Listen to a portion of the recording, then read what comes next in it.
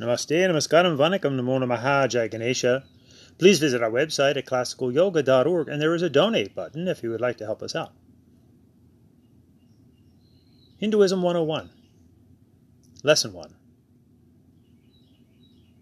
Firstly, our purpose here is to present general life principles, essentials, fundamentals, and specific Hindu principles, essentials, fundamentals. You know, the word principle, or to be a principled person, also means one who is trying to do a moral thing. In other words, we're simply trying to do the right thing, to use rationality, to use logic and reasoning. So here we are studying the Hindu yoga, religious, spiritual, scientific, philosophical lifestyle. It is all of those things. Now, right off the bat, you should recognize that we're using English and Sanskrit. Hindu and yoga are Sanskrit words, and religious, spiritual, scientific, philosophical lifestyle are obviously English words. So here is our first very important lesson: not to confuse generalities and specifics. In other words, to respect generalities and specifics. For example, over 20 years ago, we, and I use we to represent a Hindu family, rather than simply an I, me, mine kind of a thing. So over 20 years ago, we, through email, contacted the, to us, infamous Deepak Chopra. And we simply asked him why he used words like namaste, yoga, shakti, shanti, and never ever mentioned the word Hindu or Hinduism, the Hindu religion. He simply replied in a very terse email, "Oh, you think only Hindus have devotion? I've dealt with your types before. Don't write me again." Do you see an all too common problem there? The confusing of generalities and specifics. The English word devotion is general and could apply to anything one is devoted to. And certainly it also has the connotation of religious devotions in general. However, Sanskrit Hindu words like namaste and shakti and shanti and yoga, these are all, in a sense, specifically about being devoted to Hinduism, the Hindu religion. Actually, devotion, and we'll get more into this later, is really a secret ingredient of life. Without being devoted, we really won't be successful in anything that we do in life. But this should be a clear example of this difference between generalities and specifics. For example, Mass, Communion, Eucharist, these are all Christian devotions, and specifically Catholic Christian devotions. However, Bhakti Yoga, Puja, Sandhya, Yajna, these are all specifically Hindu devotions. So too with the general English word exercise, physical exercise, stretching exercises. That's all very general. However, the specific words, Hatha Yoga, which is the proper terminology, are specifically Hindu physical postures. And here we see a clear confusion of generalities and specifics. When in fact, and we'll get more into this as we go, the Sanskrit and Tamil Hindu word yoga, yogam, actually has nothing to do with the physical body at all. Shocker. Therefore, with this vital respect and understanding of generalities and specifics, let's begin our study with looking at our three natures and our four bodies. First, we are animals, primates. Some say a chromosome away from chimpanzees. But we are also a specific species of animal. We are humans. And let's say for now that there's also an inner essence, which we could call in general our inner spiritual, divine, soulful nature, if you will. Specifically, Hindus would refer to this as the Atmana, and there is a very important difference. But for now, let's say we are physical, animal, human, and divine. Now, if we look in the specifics of the Hindu yoga Dharma, we see a primal deity, Ganesha, the first deity that all Hindus look to, for perhaps the beauty of the artwork, the symbolism, or perhaps an interconnection with a spirit being. Any one of those is fine. But if we look at this primal deity in Hinduism, he has a human body, an animal head, and is considered a devata, or a divine, if you will, being. Animal, human, divine. This is the form of yours and mine, our three natures. Therefore, understanding this, it sets up the mindset, hopefully, of taking care of our animal nature, our human nature, and our divine nature. Now, if we look at our human body, from the belly down, if you will, we could look at that as our animal nature. Do we not share with our animal friends evacuation, procreation, digestion? Do we then not often associate the human heart with humanity, with love, with compassion, as we make the heart sign or send hearts to each other on Valentine's Day, symbolizing a love for each other, a love for humanity, a love for the earth perhaps, the human nature, humanity, compassion. And do we not often associate the head as the divine head, the magnetic head? This is why Hindus wear the bindu, the third eye point, the mark of the Hindu, where one focuses on their inner essence, their divine nature, if you will. So animal, human, and divine. Just like Ganesha, animal, human, and divine. The first deity in the Hindu yoga Dharma. Now, Ganesha is also associated with the first or primal chant, Om. Generally, you see it spelled O-M because that is the way it sounds, but it is spelt A-U-M, or in English vowels, A-U-M, Om. And it's found detailed in the shortest Upanishad, and Upanishads are the end portion of each of the sacred four Vedas of the Hindus. This Om is found in the Mandukya Upanishad. Mandukya means frog. Hindu Dharma is a very nature-based religion. So the A is the animal nature, the U is the human nature, and the M is the divine nature, if you will. Atmana to the Hindus. And when you chant this sound, A is a belly sound. A or O. U is a heart sound. And when you gently press the teeth together and go, the head vibrates. So as we chant this primal sound Om, we call it Pranava Om, we are harmonizing all three bodies, animal, human, divine. But the Om is considered a four-part sound in this Mandukya Upanishad. Animal, human, divine, Vaishvanara, Tejasya, Prajna, and Turiya. Turiya is the all-important silence in between the repetitive chant. And there is a reason why the Hindu rishis, or holy sages, picked the frog, Mandukya, to represent this four-part sound, because the frog sits quiet and still on 4 points of contact.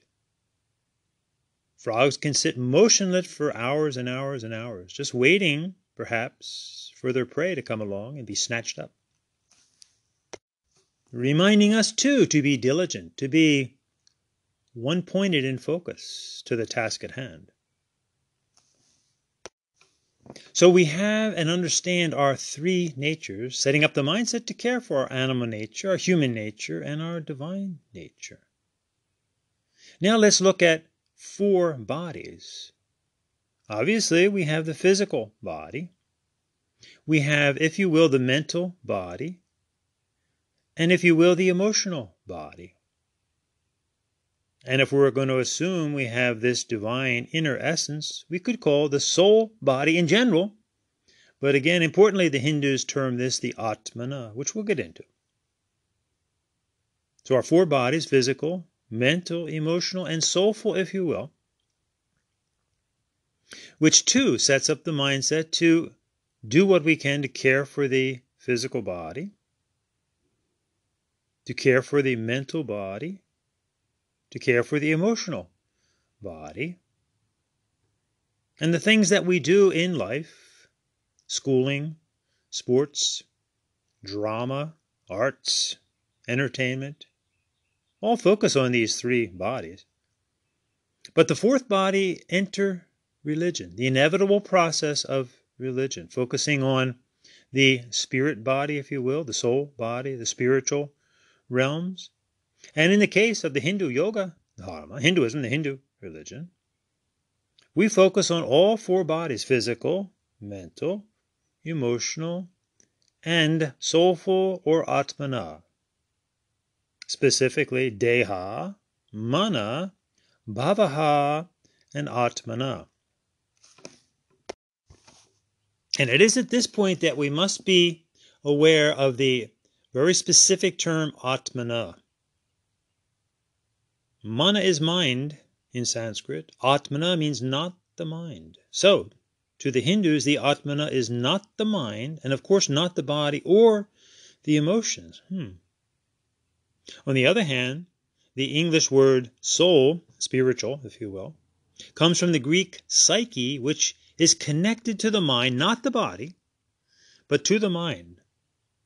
So literally then, the word spiritual or soul refers to that which is incorporeal, or not the corp or the body, but still the mind.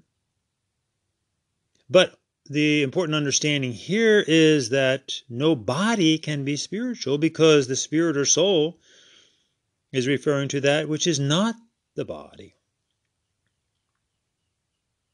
Now, Hindus take it a step further and say it's not the body, neither is it the mind or the emotions. What is it? We'll get into this as we proceed.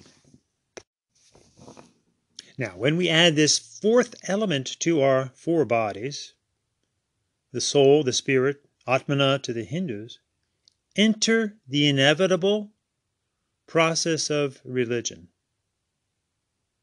Now, this English word comes from the root religio, or sometimes pronounced religare, which originally simply and profoundly meant religio, to tie, to bind, to link. In other words, trying to find out what ties, what binds, what links one together. It was a sense of principles or moral order.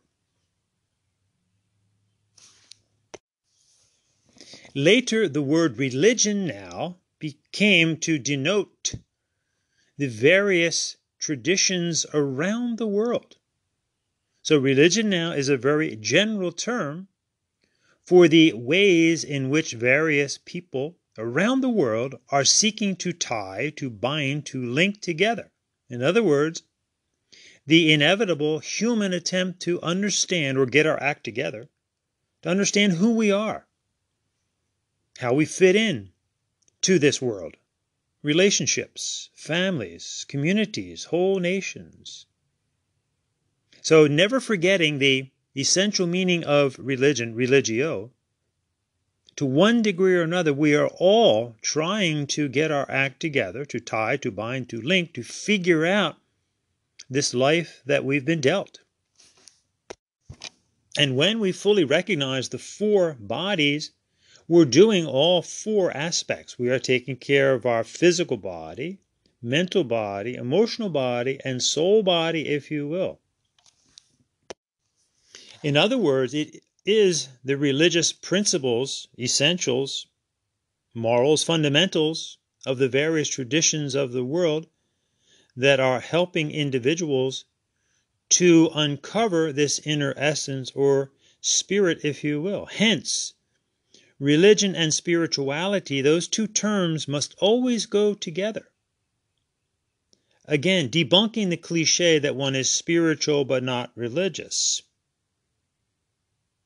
As a famous proponent for Hindu Dharma, J. Sai Deepak, said, those who utter that they are spiritual and not religious are probably not either.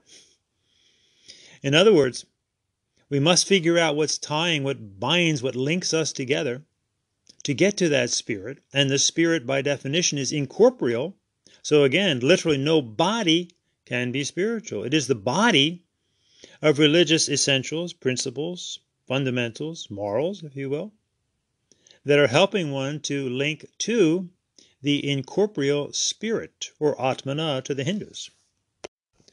So, just like importantly keeping the words, Sanskrit words, Hindu and yoga together, keep the English words religion and spirituality together. So again, simply and profoundly, by an individual attempting to understand their body, mind, and emotions, and soul, if you will, spiritual nature, they are being religious. Now, whether one chooses to follow one of the established religious traditions of the world or not is another matter. But importantly, it doesn't matter if one is trying to link together their body, mind, and emotions. Doesn't matter that they are religious in general. However, at this time in history, there are many established religious traditions of the world to which most people have been influenced to one degree or another. For example, we have Hinduism and Buddhism, Jainism, Sikhism, Taoism, Shinto, Confucianism, Zoroastrianism, the Parsis, which was the precursor of Judaism, and then Christianity and Islam. And we have the indigenous peoples around the world that, though their religions may not be that well known, are no less profound to them, of course. The Native American Indians, the Eskimos, the Hawaiians, and their religion is regaining a resurgence. Look to the Aboriginals of Australia, for example, who date their traditions back 40,000 years. So this is an inevitable human process of trying to get one's act together, individually and collectively. Now, if we look at the various religions of the world, like individual paths up this gigantic mountain, if you will, we come to a couple of realizations.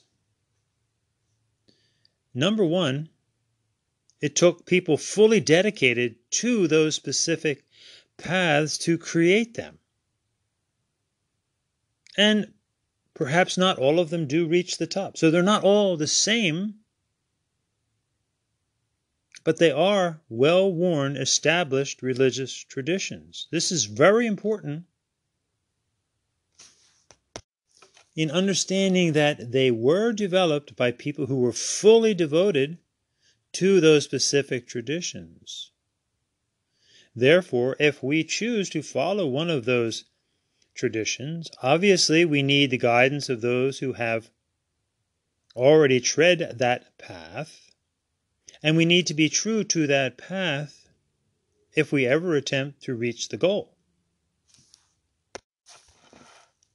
Of course, the Hindu, yoga, religious, spiritual, scientific, philosophical lifestyle is one such established path to which anyone can follow. But obviously, again, like being a mountain climber and gaining assistance from those who have gone before, perhaps the professional Sherpas, if you will, we can follow any of the established religious traditions of the world, learn from them. But we're always remembering that there is a world of difference between the novice climber and the Sherpa. There's a world of difference between the student and the teacher. The teacher would be like the Sherpa, one who has traveled the path and can help guide others up that same path. This is highly relevant today when people take extracts of established religious traditions like the yoga of Hinduism, and then without becoming Hindus, paradoxically, oxymoronically, purport to be teachers. How can this be? This is simply the age-old egocentric, narcissistic, entitlement mindset of simply taking from others and then doing with it what we will. Therefore, we are obviously going to be touching on the various religious traditions of the world and some general life principles that may help guide you as you go through this life and its many experiences. Always remember, here we are teaching the specifics of the Hindu, yoga, religious, spiritual, scientific, philosophical lifestyle. We will always attempt to seek that which is rational, logical, always being willing to introspect, to question, to doubt, to be skeptics. Now, in the Hindu yoga Dharma, we have something called mudras, M-U-D-R-A-S. Mudra is Hindu sign language. And often with the pictures of the deities, this is the way they communicate with us, through the sign language. And in the Hindu worship service called the puja, you will watch the pujari, the one who does the puja, use various hand gestures, mudras. One important one is vitarka mudra. It's made with the first finger and the thumb touching, making the circle, and the other three fingers holding up.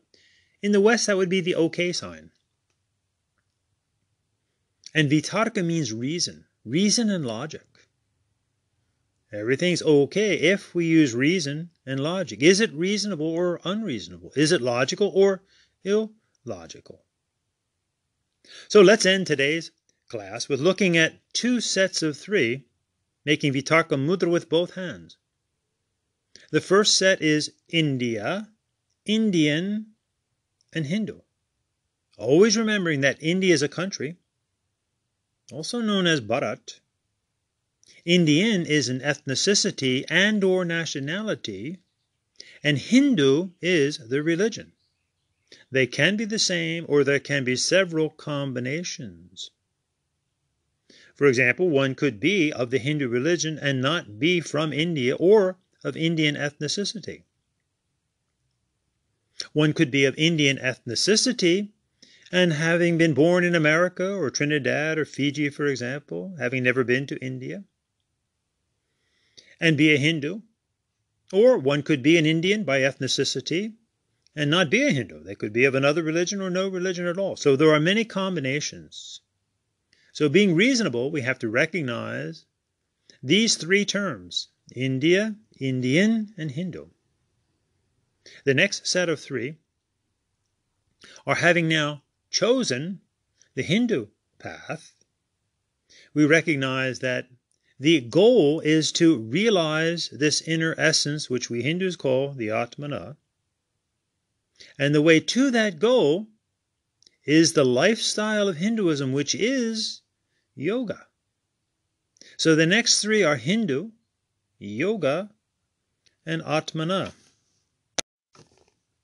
So in our next class together, we will explore deeply these words Hindu and yoga and Atmana.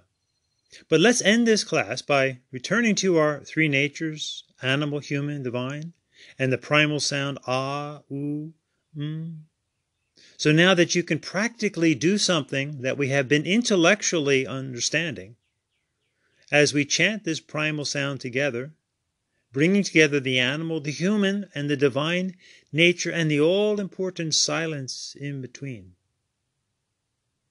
Om.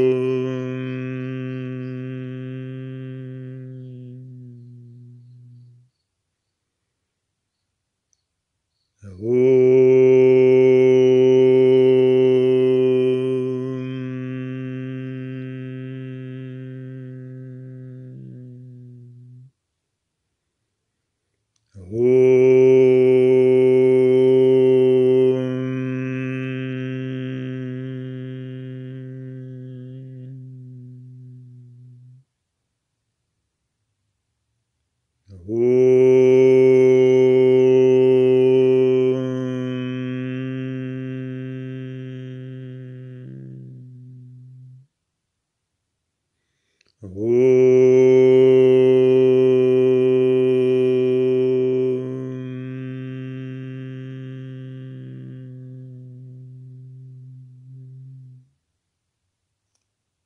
Namaste.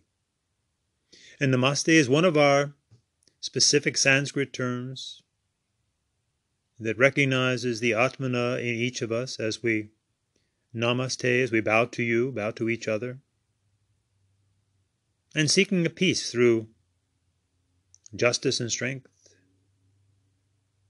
So we always end with the Sanskrit word Shanti, peace. Om Shanti, Shanti, Shanti.